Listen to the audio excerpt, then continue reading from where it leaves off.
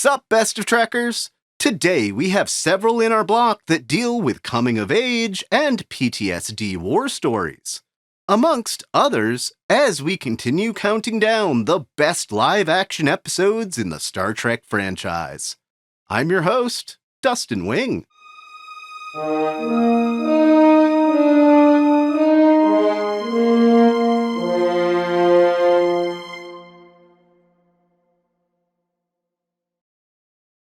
Bringing a soldier home from war at 89, Potemkin Village. Or, It's Only a Paper Moon. Pretty much the height of Aaron Eisenberg's adventure of taking a background character and turning it into probably the greatest redemption arc in all of Trek. After the events of AR-558, Nog had to be taken to a more extensive starbase medical facility to be fitted with a new leg. The episode does an amazing job of showing the range of emotions those with PTSD can go through, as he retreats into Vic Fontaine's 1960s Vegas holomatrix. Despite now having a counselor on board, Vic shows himself to be just what Nog needs.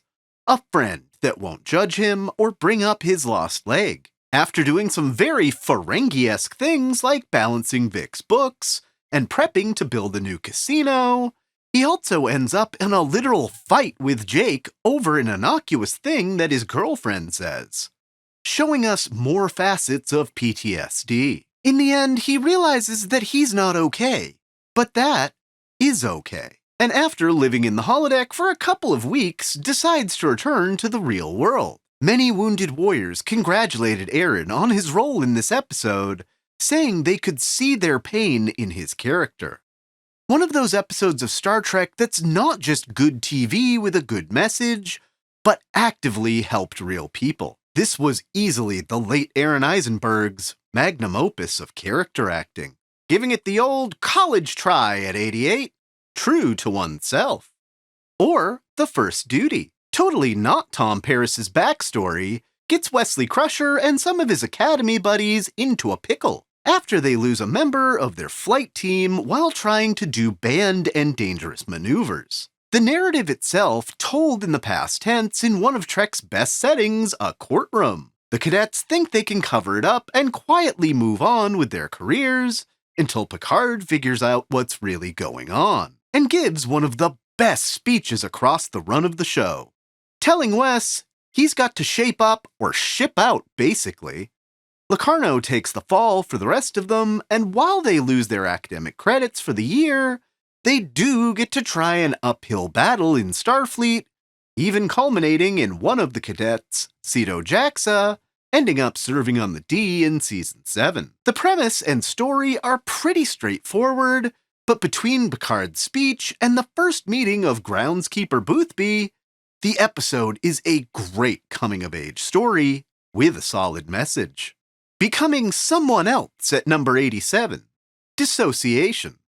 Or Infinite Regress, an episode that gave Jeri Ryan her biggest chance to open up her acting abilities, and she does it masterfully, starting with skulking around the ship stealing food from the galley, leaving us wondering what's going on in the cold open. This one finally quiets Naomi Wildman's fears of Seven as she manifests the personality of a young girl who also loves the game Kadiskat.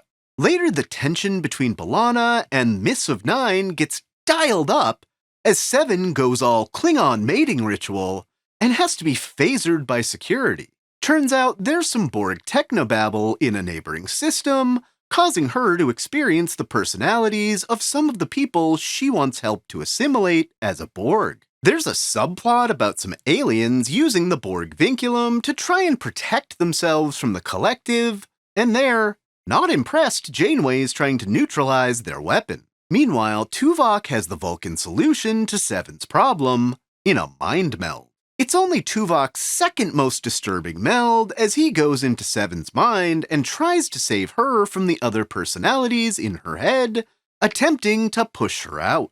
This episode has some great cinematography, as through the episode you see Seven's personalities as a reflection in various shiny surfaces, and just some fun camera work overall. Mediating the succession of an empire at 86, You are the father. Or Reunion. The Klingon flagship just out of nowhere decloaks in front of the Enterprise. It brings Ambassador Kellar and the head of the High Council, Kempek, seeking Picard's famous mediation talents. To just, decide the future of the Klingon Empire, no big deal. The delegation carries another passenger Worf is surprised to see, the son of Kellar. And apparently, Klingon kids go from 0 to adult in less than 10 years. But that aside, hey, Worf's a father, and I'm sure he'll do just fine, since he's about to become a single father when Kellar digs too far into the reason Worf's house is now disgraced. And Duras makes the bloodiest scene in Trek until the modern era. Considering his family already failed the Empire pretty hard in Archer's time, I'm not sure how there's still a thing here, but Worf claims the Klingon right of vengeance for his secret mate Kellar, and makes Picard's decision for who to select as the new leader of the High Council a lot simpler, by eliminating one of two choices. There's a few little things that make this already solid narrative a top episode of Trek. There's the obvious heartbreaking moment where Kellar puts Alexander's hand in Worf's, and there's a bunch of previous episode threads that come back around, which is uncommon for TNG. And this is the first time we get old Gowron eyes. Finding out what you're made of at 85, in the deep end.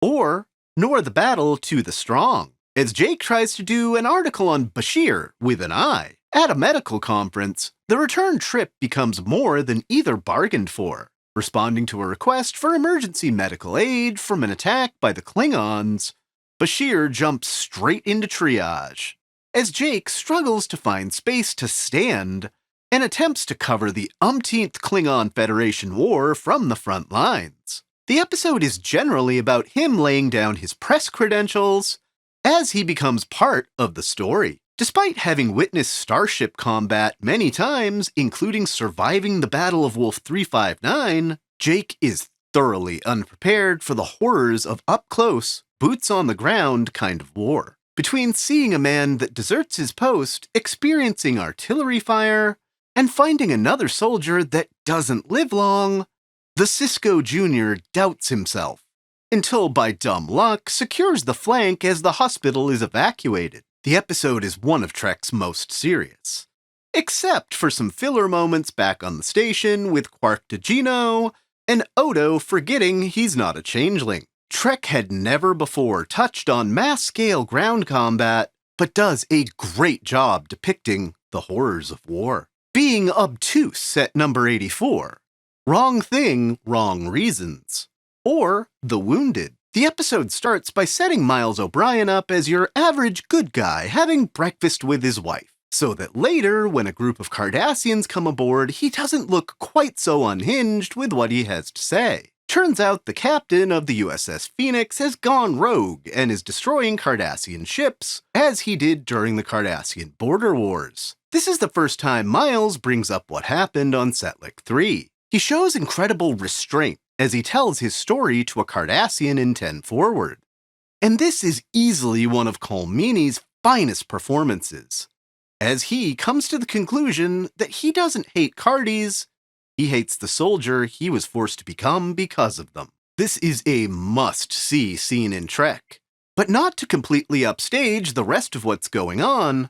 This marks Mark Alamo's first appearance as a Cardassian with a weird helmet, Gulma Set, and acting legend Bob Gunton as Rogue Captain Maxwell. After some cat-and-mouse storytelling getting to the Phoenix, O'Brien uses technobabble to beam through its shields and brings his talk with the Cardassian full circle, convincing his former captain that war actually can change. And even if the Cardassians don't play fair, that doesn't give him the right to start the next war. A nice twist of turning PTSD from war on its head and learning from it, rather than simply dealing with it. Grab your booties, 'cause it's cold outside at number 83. Deja Vu. Or Cause and Effect. I remember seeing this episode in first run as a kid and wondering, where the heck they're going from blowing up the D at the beginning of the opener. Because time shenanigans, we're right back after the break into a game of poker. But we'll just keep coming back as the ship keeps blowing up. After enough punishment and slowly remembering things from the previous time loops, they're able to send themselves messages through data that breaks the loops and saves not one, but 2 Federation ships. The other being the USS Bozeman that's been in this loop for around a century. Kelsey Grammer as the captain was a big deal when this premiered. There's something quintessentially TNG about this episode, and is one that could be used for someone's introduction to Trek, as it shows that even when things look grim, Trek makes anything possible. In 81 and 82, Fairest of Them All, or Terra Prime Parts 1 and 2, episodes that never even take place in my universe, end up being Trek's best mirror universe experience. We find out that you can cross universes or jump in time, but you can't do both simultaneously. As Georgiou comes to realize, Discovery's sphere data knows a little garden spot in the Gamma Quadrant that will get Her Royal Highness back into order. What they find is a reimagining of the Guardian of Forever. I call him Carl. And he tests Philippa to see if she'd make the same choices she made when she killed her version of Burnham. It's a brutally deep look into what makes the Mirror You what it is, rather than just a place to do weird storylines. Georgiou tries to bring a little Federation goodness to the Terran Empire, and same as Spock found out that's a recipe for disaster. Basically, all the main characters throw themselves into the body count that ends in Philippa being judged worthy. The Guardian of Forever sends her somewhere that maybe we'll find out someday in a Section 31 made-for-streaming movie. There's also some other plot lines setting up Discovery to pay off at the end of the season. This episode shows what the so-called Prime Universe has over my universe, in that you can actually take a bad apple out of the bunch, but maybe it wasn't as bruised as you originally thought. You know? I'm out of here, suckers! Ah, computer. That program is available. Thanks, Major. Thanks, Major. Affirmative. Access is restricted. Thanks, Major. Access denied. Restricted materials. Duco Cha clearance only. Lieutenant Worf transported to the Klingon ship Vorn at 1730 hours. Thanks, Major. Regeneration cycle incomplete. Thanks, Major. Warning. Neurochemical synapses are destabilized. Computer. Thanks, Major. I'm feeling so empty. Don't know how I should feel. I'm not sure if it's real, but the world turns, life goes on. I've seen it